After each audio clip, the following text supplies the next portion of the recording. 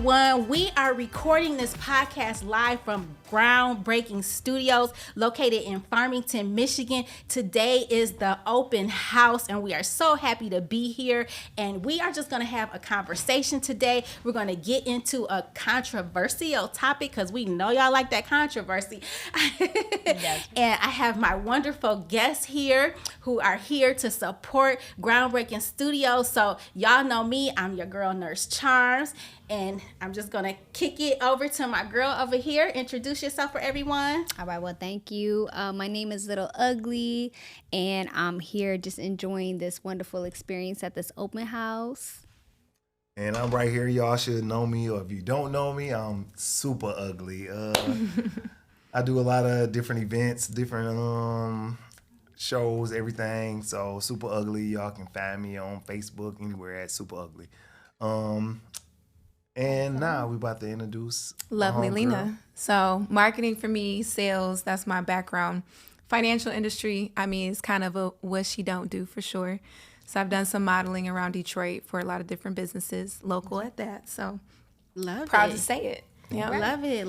Mm-hmm. Thank you, everyone, for being here today. So let's just get right into it. So today I want to discuss, y'all know that I've been a nurse. I've been working as a nurse in almost every different hospital around the state of Michigan because I travel. So I take a contract here and there every few weeks. So it's so fun. I get to learn so much. I get to meet so many different patients, so many different diagnoses. So one of the things that was on my mind that I wanted to talk about today is, what are people afraid of when it comes to seeking health care, okay? And let me just tell you a quick story. Actually, this happened the other day. So I had a patient who was having some symptoms, waited, and finally, by the time he decided to come to the hospital, he's already a train wreck, just like without getting into all the details. And I see this type of scenario over and over. So I don't know. What is it that just scares people away? I don't know. Yeah. Well, I don't want to say that. I want to have this discussion. I don't know if people are afraid. I don't know if it maybe people just don't have health insurance. I mean, I don't know what it is, but I just see so many patients and they are literally putting their lives at risk because by the time you come to the hospital, you know, you're on your way to have a heart attack and it's really too late when there's so much preventative medicine out here. Mm-hmm. So we got to get this conversation out here because we want people living long. So that's true. I'm gonna say for the as in for males, I think it, not just me personally, but like family members I done seen, sometimes it's just really the expense. Mm-hmm. Honestly, you think about it, you get that bill that'll come to you if you ain't got health insurance. You ain't working a job that you feel like you can get health insurance for your family because it does cost. It costs. Mm-hmm. The amount of health insurance in America is expensive. Right. Even after you actually pay your job weekly for health insurance, you still got to pay a copay. But let me just stop you for a second because it frightens you on the bill that you got to live every day because not people live for yesterday. Live for the rest of the time because you're like, well, I got to take care of this, I got to take care of that. Well, I'm worried about later on. I don't know that it's so much the hospital bill because people leave 20,000, 30,000 K hospital bills on the regular, and maybe it's because they know that hospitals will just choke it up as a loss. But that hasn't ever stopped anybody from coming to the hospital for real. I mean, what's the worst thing you can do? It goes on your credit, you don't pay it, and you're not about to go to jail. To me, that's the worst. I don't want it on my credit. I at least do. I mean, the average person person doesn't have any credit, so doesn't have good credit. That's a whole different story. Right. That's a whole different story. So I don't know that. I think I'm it's gonna challenge that. I think it's the education piece. Yes. So, for example, if like for me, I'm Ethiopian born, raised in Canada. And then now I'm enjoying the luxuries of being in America. So I have seen opportunities that were provided in Canada. So we pay high taxes for our healthcare. It's not free. We pay taxes for it. Mm-hmm. But we're able to go. So for example, if I'm feeling any kind of symptoms, I'm able to no pressure, no stress. I can go to the doctor. I don't have to have a family doctor. I can go to a walk-in clinic because I know I pay that 13% tax. So I can go to the family clinic and I can say, hey, these are my symptoms. This is what I'm feeling. If I need to see, a specialist or whatever it is, and if there's any additional cost, that will be notified to me. If there is now, if I don't have OHIP is what we are covered by. But isn't it a waiting list?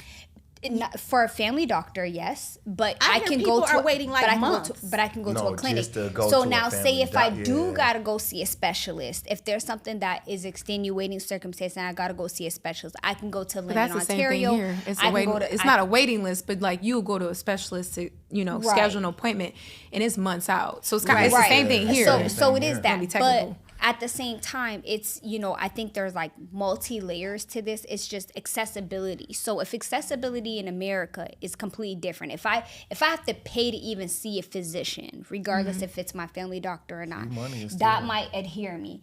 If my relatives, my family members, my whoever is in my circle, my environment, they're not health focused or health, they don't prioritize that, then that might be a situation. So it's like, I think it's education, I think it's environment, but also what we don't really appreciate as Black people who are rooted in Africa is that we have natural, Yes. holistic opportunities that we Yes. can look up. There are roots, there are, ingredients that are naturally from the earth that we can literally access. So there's things that can open up our respiratory, if you have a respiratory infection, for example, Right. you could look at that, that honey, onion, The only and turmeric disclaimer is things. that that's called preventative medicine. Like Yes. if after you've already had asthma, you can't be talking about you're gonna do all That's these right. things, because at that point you're at the risk, for that- your at for the your risk, airway right. closing up on you, and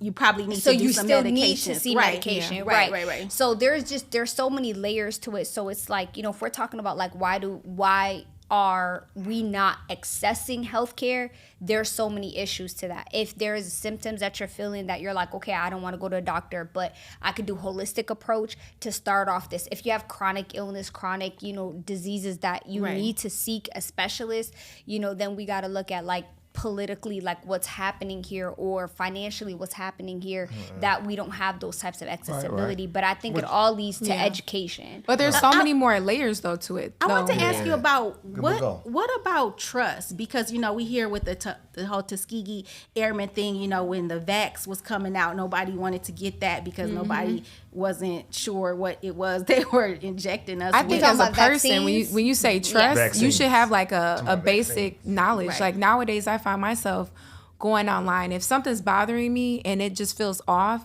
sometimes I feel like I'm not getting the answers from whoever I'm seeing. It's almost like when it's not black and white, it then becomes that shade of gray, but you're already manifesting something in your body that's stirring up, and maybe there's not a diagnosis for it yet because it's still considered like dormant or whatever. Right. Like especially like autoimmune diseases. Right. A lot of people are prone to those because it's the things that are in our food and what we eat. Mm-hmm. So it's like I think it just starts with being like self-aware. Yeah. Know your body. Everything your is family. moderation. Know your family family line. history. Even Yes. know like dietitian for your blood type. Like those things are super, super important, and people are not even doing the basic due diligence. Like if you can be on social media, you got time to look up dietitian for your blood type. You got That's time. right. Nah, I And I'm ain't not gonna saying see it. become a doctor because people love to exaggerate anything you say. Don't go out and Not go saying doc- become a go doctor, doc. and neither am I, but things that I've noticed in my body, a lot of it sometimes has to do with my blood type. Like I can't drink milk. I've never been Now, lactose I intolerant ain't on a gonna lie, test. that's actually good. We had that conversation. 'Cause Yeah. How many people actually that Black people, you can actually walk up to them and ask them, "What's your blood type?" But They you will should, not but know. you should be I asking your don't- doctor though. I don't You know. should. But You might people know- being do you aware, know- do you people know? No, being I'm just saying, aware, being aware. being Even aware in of this your room, blood we type. got 1, 2, 3, 4, 5, 6, 7 people. How many people actually know their blood type? I feel So like we talking about 2. Right. Two if, out of I feel seven. like as a Mine, woman, right. if you're a childbearing woman, you're need gonna to know know your that blood almost type. by But default I'm just saying, because just you're a that- childbearing but woman. But But I'm just just like giving you an said, example. the Yeah, ed- the if you looked around education. the room, it was women. Like you said, the education though.